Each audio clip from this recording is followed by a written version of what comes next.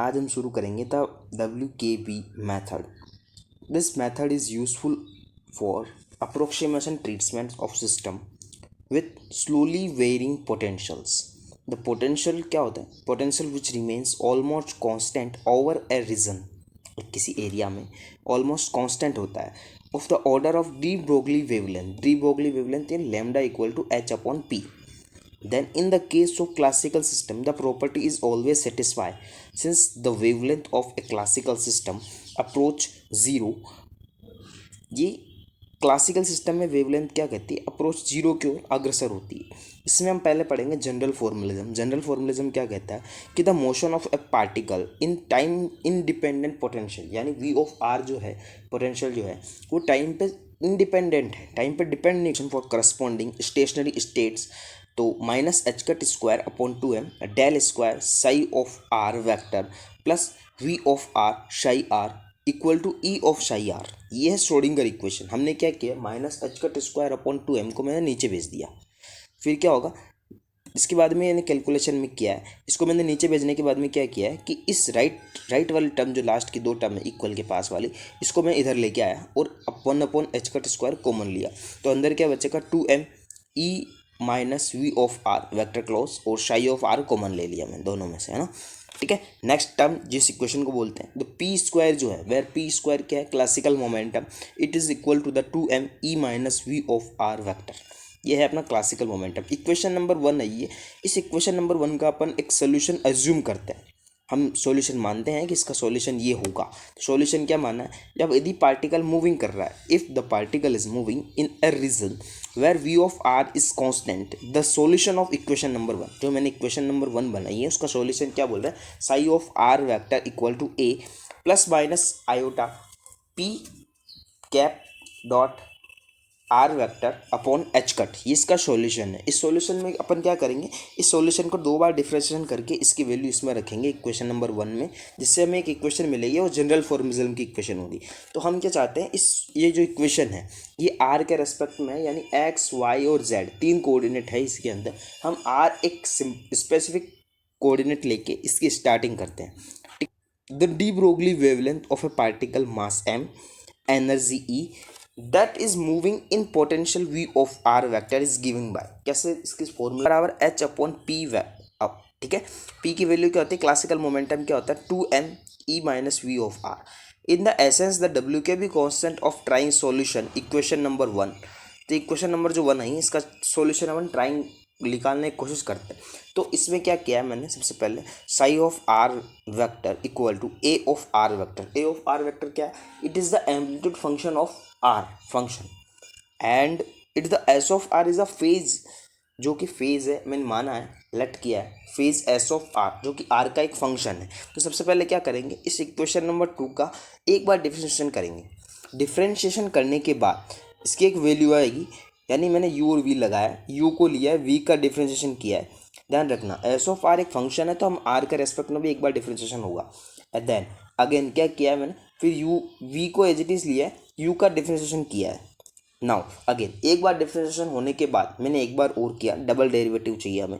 तो डेरिवेशन करने के बाद में हमने क्या माना, यू वी और डब्ल्यू, 3 तरह के फंक्शन दिख रहे होंगे आप डी शाई ऑफ डी आर में, यू वी डब्ल्यू। सबसे पहले मैंने क्या किया, यू को साइड में लिया और वी को भी साइड में लिया और डब्ल्यू का डिफरेंशिएशन किया। पहली टर्म ये निकली मेरी, ठीक है। सेकंड टर्म में मैंने क्या किया, सिर्फ इधर वाले की बात कर रहा हूँ, लेफ्ट वाली टर्म, फर्स्ट टर्म का डेरिवेटिव कर रहे हैं ना।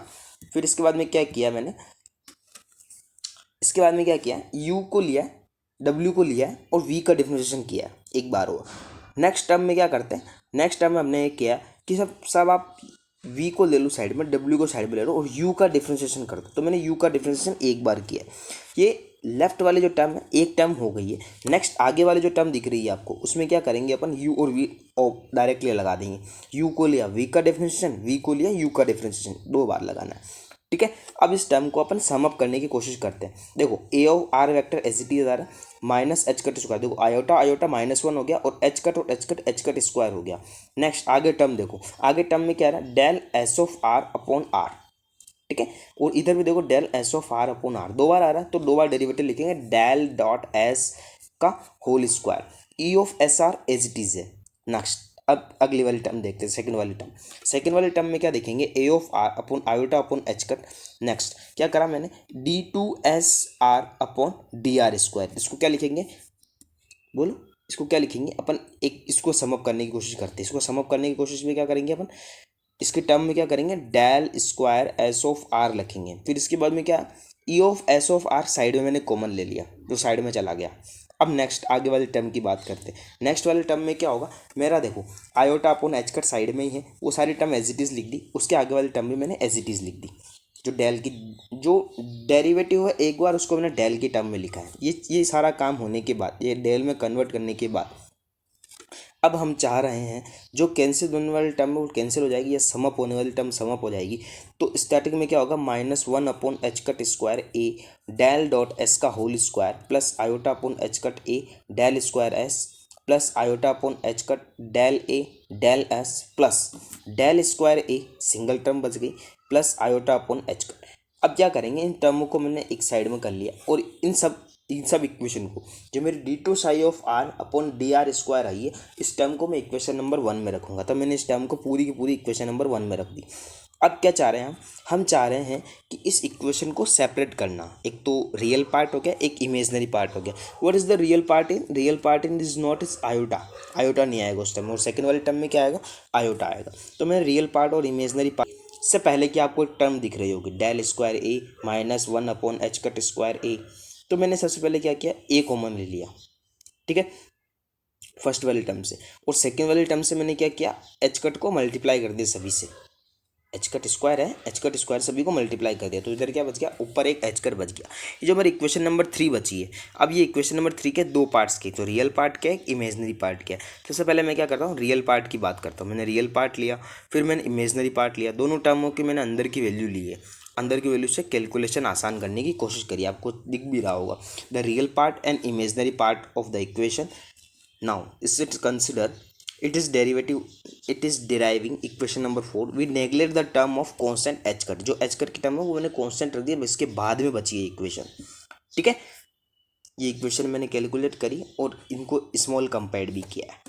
अब देखो ये बात हुई थी 3 डायमेंशनल के लिए, 3 डायमेंशनल के लिए बात हुई थी। हम चाहते हैं ये 1 डायमेंशनल में एक सिंगल पार्टिकल जो जीरो वेरिंग पोटेंशियल से मूव कर रहा है उसकी बात करेंगे अपन, है ना। तो एक सिंपल सा केस लेते हैं अपन, डी एस अपॉन, जहाँ आर था वहाँ मैंने एक्स लगा दिया, इस टर्म को सिंपल से लिख ली, D S upon D x.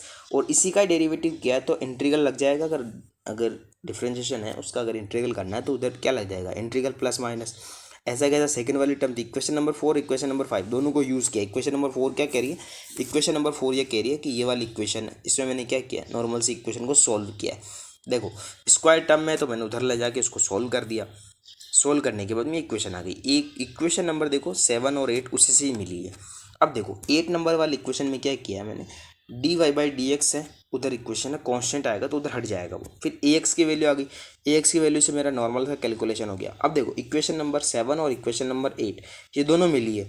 ये दोनों अगर आप, अब हमने जो सॉल्यूशन अज्यूम किया है उसमें अगर इस वैल्यू को रख दे तो उसके बाद में क्या होगा, उसके बाद में मिलेगा अपन जनरल फॉर्मुलिज्म का एक एक्सप्रेशन जो चाहिए, हमें चाहिए भी सही, ठीक है। तो जनरल फॉर्मुलिज्म का एक्सप्रेशन क्या हो गया, psi plus minus of x C plus minus upon root p x. Mod इसलिए लगाया ताकि माइनस टर्म नहीं आए, आयोटा की प्रॉब्लम नहीं आए। एक्सपोनेंशियल यानी ई की पावर एक्स में पावर में आई तो मैंने एक्सपोनेंशियल लिख दिया, plus minus iota upon H cut, integral x तक है, कहीं से कहीं भी मूव कर सकता है particle, p of x d x. The amplitude of the function is proportional to the 1 upon root p x. आप खुद भी मानते हो एम्पलीट्यूड है, जो एम्पलीट्यूड मैंने माना है ए ऑफ एक्स जो मैंने माना था वो उसकी बात है, और एस ऑफ एक्स जो फेज था उसकी बात भी करेंगे। फेज क्या कह रहा है यहाँ पे, जो एक्स और एक्स प्लस डी एक्स के प्रोपोर्शनल भी है।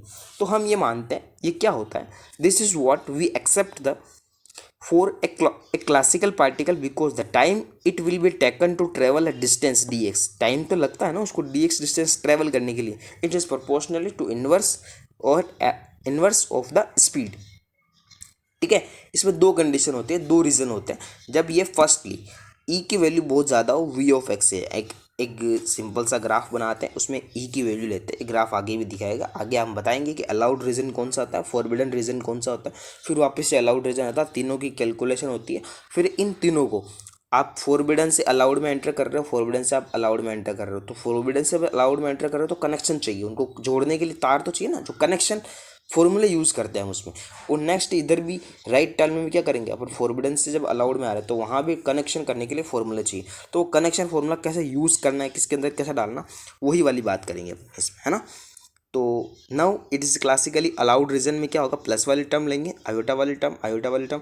और जब फॉरबिडन रीजन होगा, फॉरबिडन रीजन के लिए ये वाली टर्म होगी। ये दोनों फॉरबिडन रीजन, ये दोनों कैलकुलेशन उस ऊपर वाली इक्वेशन से निकलेगी जो जनरल फॉर्मुलिज्म की नॉर्मल इक्वेशन है, वहाँ से इस चीज़ को घुमाएंगे। और अगर सोचो, अगर ई की वैल्यू कभी ज़्यादा है और ई की वैल्यू कभी कम है, अगर ई की वैल्यू बराबर हो जाए तो, अगर ई की वैल्यू पोटेंशियल के बेरियर पोटेंशियल से अगर बराबर इक्वल हो जाए तो वो क्या कहलाएगी, टनलिंग प्रोसेस कहलाएगा।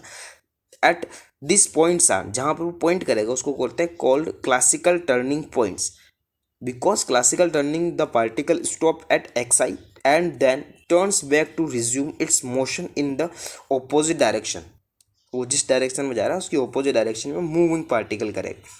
ठीक है, हम ये बात करेंगे यहाँ पे इस पॉइंट्स की, पॉइंट्स कैसे निकालते हैं। ठीक है, यहाँ तक तो ये चीज़ें। अब वैलिडिटी है कि वैलिड कहाँ है, कौन कौन से रीज़न है वैलिडिटी इसकी। इस मोबाइल में होते हैं ना वैलिडिटी कि इतने दिन आपको फ़ोन चार्ज होगा, वैसे ही इसमें भी है डब्ल्यू के बी अप्रोक्सीमेशन की वैलिडिटी क्या है, क्या कंडीशन है डब्ल्यू के बी अप्रोक्सीमेशन की वैलिडिटी की, वो वाली बात करेंगे अपन, है ना। ठीक है, तो डब्ल्यू के बी अप्रोक्सीमेशन मेथड कुछ नहीं करना, इक्वेशन नंबर 3 है उसको एज इट इज लिखना। यहाँ पे देखो कुछ दो नोटेबल दिख रहे होंगे आपको, दो नोट्स दिख रहे होंगे। यदि ए को आप अंदर मल्टीप्लाई करो, मेरी बात सुनो, अगर ये ए दिख रहा है, इस ए को अंदर मल्टीप्लाई करो तो आगे देखो minus a of del vector s square आपको दिख रहा हो, एक टर्म ये दिख रही है।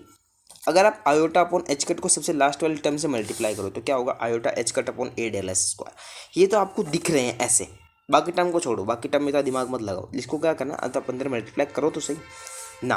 Now the quasi classical region accepted, हम दोनों इक्वेशन को जोड़ के एक इक्वेशन बना रहे हैं, del square S of r, del square S of r minus del S square plus p square r. ये जो इक्वेशन आपको दिख रही है यही चीज़ अपन यूज़ करना चाह रहे हैं, इसको टर्म में कैलकुलेट करना चाह रहे हैं। नाउ क्वासी क्लासिकल रीजन है, द क्लासिकल यूनिट क्या होगी, इसका बहुत छोटी होनी चाहिए, it is must small compared to terms that do not. नाउ क्या होनी चाहिए, छोटी होनी चाहिए, तो मैंने छोटी कर दी, break mod H cut del square S of are mod less then is the del S square is the third. One dimensional में क्या होगा, आर किस में बदल जाएगा, एक्स में। तो वन डायमेंशनल के लिए मैंने क्या किया, इसको मैंने नीचे भेज दिया, ध्यान रखना। Mode H cut square del square S of are mode में है, मैंने डेल वेक्टर एस का होल स्क्वायर को नीचे भेज दिया, तो ऊपर उधर वन बच गया। अब वन बचने के बाद में हम इसको चेंज करते हैं। नाउ एक्स के रेस्पेक्ट में कर रहे हैं तो क्या करेंगे, इसका दो बार डेरिवेटिव करेंगे, दो बार डेरिवेटिव यानी d y by d x लगा दो आप। अब एच कट को आप अंदर भेजो, भेजो एक बार अंदर। नाउ नीचे देखो, नीचे डेल एस बच रहा है, ऊपर क्या बचेगा, एच कट। तो एक बार डेरिवेटिव ऊपर वाले डेरिवेटिव से नीचे वाला डेरिवेटिव कर गया तो नीचे एक डेरिवेटिव बच गया, वही वाली टर्म है। अब हम जानते हैं कि d S upon D x क्या होता है, plus minus root plus minus p x होता है, वो वैल्यू इसमें अप्लाई करेंगे। तो पी एक्स बनाया मैंने नीचे की तरफ, नीचे की तरफ पी एक्स बना, इस पी एक्स को ही बोलते हैं। अगर मेरा एच कट है उसको अपन को एच में कन्वर्ट करना है तो एच कट बराबर क्या होता है, एच अपॉन 2 पाई, और लैम्डा कट क्या होता है, लैम्डा अपॉन 2 पाई।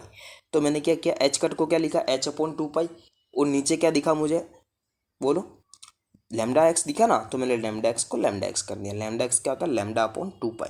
तो नॉर्मली इक्वेशन नंबर 16 और इक्वेशन नंबर 17 ये दोनों इक्वेशनें होती है वैलिडिटी ऑफ डब्ल्यू के बी अप्रोक्सीमेशन मेथड की।